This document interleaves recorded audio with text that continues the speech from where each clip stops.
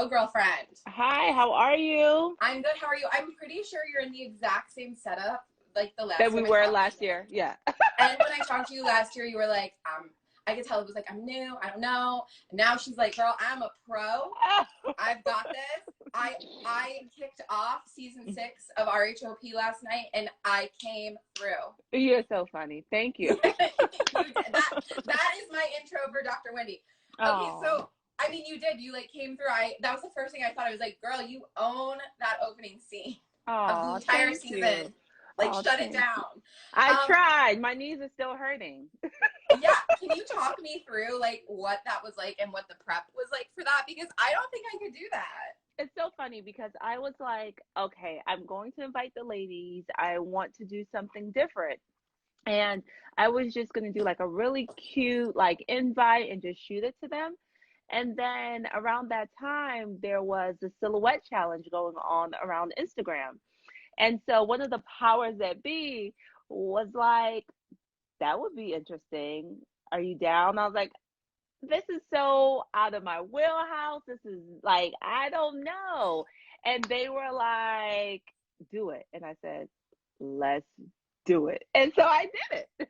Oh my gosh. And Eddie like filmed the whole thing. Did you get nervous or were you glad he comes? Like you didn't want to set up a selfie cam? I was so nervous.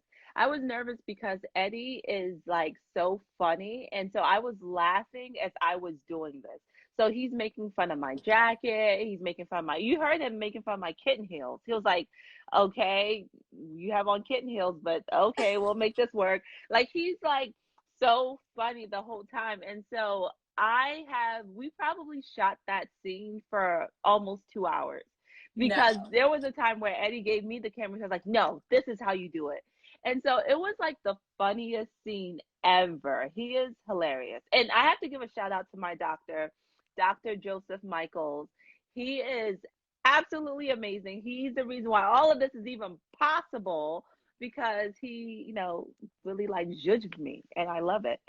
He did. I was like, I need to see him because wow, he can get those girls like up there. Like He got them. He did my breast augmentation and he also did my BBL. Like I tell the ladies at the dinner at the nude interlude that I got a BBL and I did my butt. And I don't know, mysteriously, I don't know where it went. Maybe it'll be on next Sunday. oh, But okay. Dr. Joseph Michaels, I mean, the most amazing bedside manner of a doctor. When I got out of surgery, he was telling my husband, talking to him. He checked up on me that day. I mean, could not ask for a better surgeon. Well, he's actually in the comments right now. That's why like I put my, Oh, super like yay! professional glasses on for a second. He's in the comments right now. Shout out to him. I mean, Yes. so what did you exactly have done? Like a little lift, a little like what did you have done? So we did a breast aug, and that included a lift, and then he put implants in my boobies. I didn't know you had to do a lift. You don't have to do a lift, but I breastfed all three of my kids, so my boobs were like, yeah. So he did a lift, and then he put implants, and then he did what's called a BBL, which is a Brazilian butt lift, where you take fat from. I think you could take it from different areas, but he took mine from my stomach, my mommy pouch, and you transfer it into your butt. So that's all I got done. But it was amazing. Wow, and those cupcakes, those looked really special Oh, wait, too. somebody says it's shown in the next episode, Wendy. I watched the preview on Instagram. You see, guys, because some people on Twitter were like, why didn't you talk about your butt? I was like, I said it. We can't decide what makes air, what doesn't make air. But I literally did say it.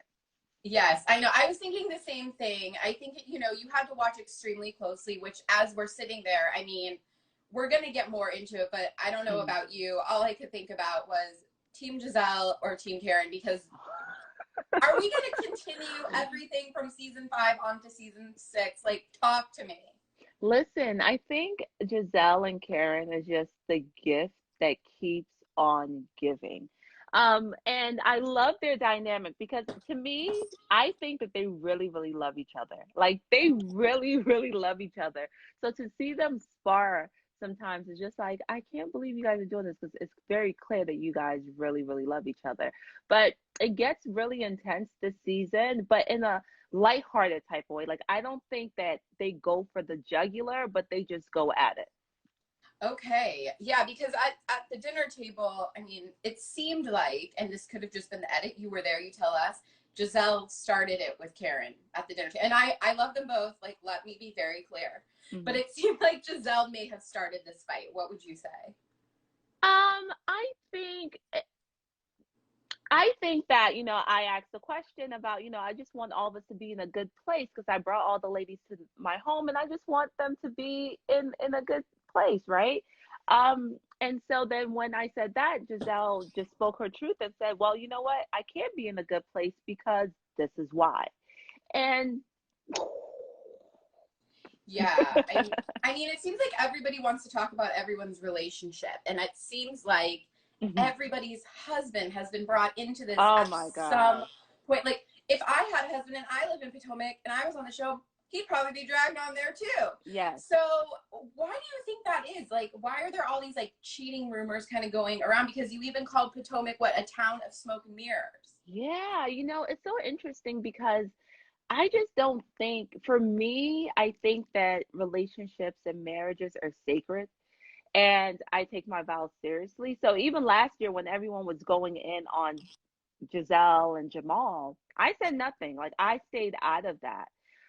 So I just am not a fan of that because for my vantage point, my husband, the only thing he has done has supported his wife to be on this platform. And so if our husbands, if their only crime is I'm just here to support my wife and I'm going to love upon her and, be my authentic self, then they shouldn't be dragged into the dirt. But what you'll find is that for some people, it's really hard to keep other people's husbands' name out of their mouth. Ooh, yes. We even hear your husband's name coming out of someone's mouth. Honey. And Dr. Wendy and her 4 degrees were not having that. No, my husband, as you guys saw first season, he doesn't play with me. You guys saw some of our struggle when it came to like getting married and how he literally like said, I'm choosing my wife over everything that he knows. So we don't play about each other. I don't play about Eddie. So this is a no-fly zone. Like, talk about me, talk about my clothes. Shoot, say you hate my surgeries, talk about my hair. I don't care. I'm okay. I am okay. But when it comes to my husband, oh no, baby. Oh no, no. Mm-mm.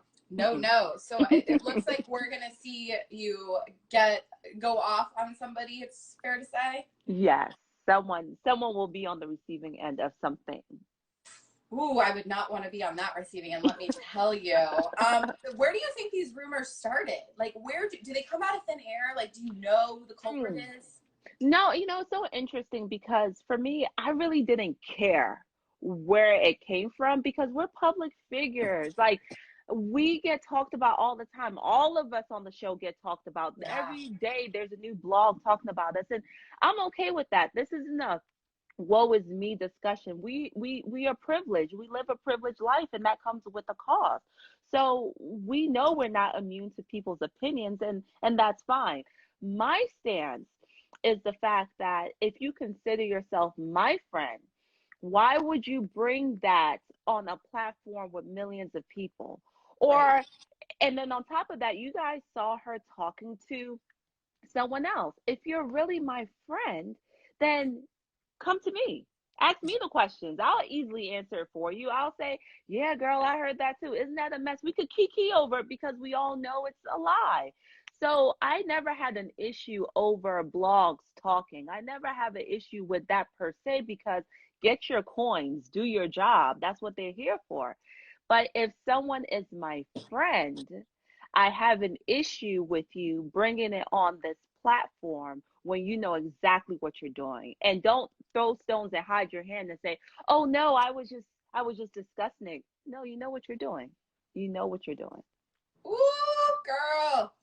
So if somebody said to you, because this is, I feel like, the debate across the Bravo universe right now, like, and you had to quick fire, Team Giselle, Team Karen, go. Team She's, Wendy. I knew you were going to say that. Team Wendy. You know what? No, When I was writing my questions last uh-huh. night, I go, she's going to say Team Wendy. I called it. Team Wendy, but at the end of the day, shout out to Karen. Karen and I really grow and blossom this year, and you guys are going to see that as well. But what I will say about our entire cast is that as a cast, we are all amazing and we all play a pivotal role. So with that being said, I understand the people who are Team Giselle. I understand the people who are Team Karen, because they all play an intricate role in this puzzle piece here. Yeah, okay. I mean, Giselle, she's kind of quick on those one-liners. What did she said to you? You were stuck in customs when you wouldn't come meet with her. So what were your thoughts on? I had to go back and watch that actually because I was like, wow, that's like, I mean, no, you know, we don't want to be shady. As viewers, we like the shade, but you know, we love you. We don't want to be shady, but like, I was like, wow, she is just like pretty quick. So what did you think about that? I thought that was funny because they have Okay. this ongoing joke that I live in Nigeria. So when she said she was stuck in customs, she's saying that, you know, because I'm coming from Nigeria. But no, and I tweeted this last night. Yes, I live 30 minutes away from the Johns Hopkins University. That's what happens when you have a job. You live by your job. Yes. That is hey, I mean, honesty right there. You know, her and Jamal, were you kind of surprised or did you see that coming? We all saw that coming, but that's not my place. You know, that's the type of girlfriend I am. If you're rocking, I'm rolling. You want to say you have a relationship? All right, girl, you got a relationship. That's not my place. I don't care because I have my own marriage and I'm concerned myself with that. But yeah, I think we all saw that coming a mile away. Okay. Somebody else that we see coming in right off the first episode. Usually they integrate the new house a little slowly, but they were like, nope, here's Mia. Nice to meet her. Mia said she had grandchildren. Mia looked like she was my age, our age. What did you think when she said, because you all looked at her like she had like 10 heads. No, I think that that's Mia though. I like Mia. I think she's a breath of fresh air. She comes in and she's like right in the fray. Like she shows and tells everything. And I think that that's super great. It's not just Mia, it's also Ascala. We have a friend of the show named Ascala. She is amazing. Like just a breath of fresh air, an amazing mom, super duper fashionable. I love her. And so both of these women just come right in and they just fit right in. They jump right to it. Yeah, no, Mia was not playing around. She even said she has plastic surgery every 4 weeks. Like what? Girl, do you, you know, I can't judge anyone's plastic surgery journey. My thing when I quit back at her was, you know, everyone was talking and we were having like a good kiki moment. And then she said, so what have you had done? Like that. And I said, well, hold up now. What have you had done? So that's all, you know, you're in my house. So let me ask you. And so that was just my thing. But if whatever she wants to do, child, if she wants to do her eyebrows, if she wants to do her nose, her chin, I don't care. She looks good to me. So Yeah. let her do her. She does look good. We'll let her live, but it seems like she's gonna come in and maybe stir the pot just a little bit. What would you say? Mia adds some spice. I think that this year, if I can define our season with one word, one adjective, it would be spice. We are very caliente this season. And everyone, I keep on saying this, everyone gets into it. Like you guys see the preview and you guys are like, oh, there's a salad toss. Oh, there's this. No, no one leaves this season unscathed. And that is what I think that makes this season the best yet. Like, I am putting it out there. This is the best season of Potomac ever because you are not left sitting in drama. The drama transitions. Like, 1 week is this person, next week is these people. I mean, every single time we get together, the energy transfers. Ooh, I okay. know, right? I Well, when know. I saw that salad scene, I was like having flashbacks of like Leah and Ramona at Ramona's like house in the Hamptons from last season. Do you remember that with the chicken and Yes, she was yes. throwing? So I was like, oh, cool. This is gonna be. Oh, nope, it's not gonna be that. This is not gonna. This is Mm. not gonna be that. It's really, I would say, and I'm not saying that, but you know, we talked last year. Last year, I wasn't like, this is the best season ever. No, seriously, this season, Oh my gosh. Like you guys I don't even have we haven't even scratched the Oh surface. my God. It's so You know good. what? I always tell people, like, when they're like, which franchise do you watch? I go, I watch them all. And people are like, oh, I watch them all but Potomac. That's like, you know, I mean, let's be real. If people say, and I always say, do not sleep on Potomac. Don't sleep on Potomac. Don't Potomac ever is sleep on Potomac. good. Potomac is good. Candace, was she actually sick? I think she was. I think she was. I think Candace was sick because, you know, if you guys have learned anything about Candace, is the fact that she's scrappy. So I don't think there's ever a time that she will say, I'm not doing this for anyone. You know what I mean? Like she doesn't back down because of a person. So I think that she was really sick. And I talked to her 2 days before my event, and she was like, "Girl, what are we wearing?" Da-da-da. So she was ready to come. I just don't think that she was feeling well. I hope.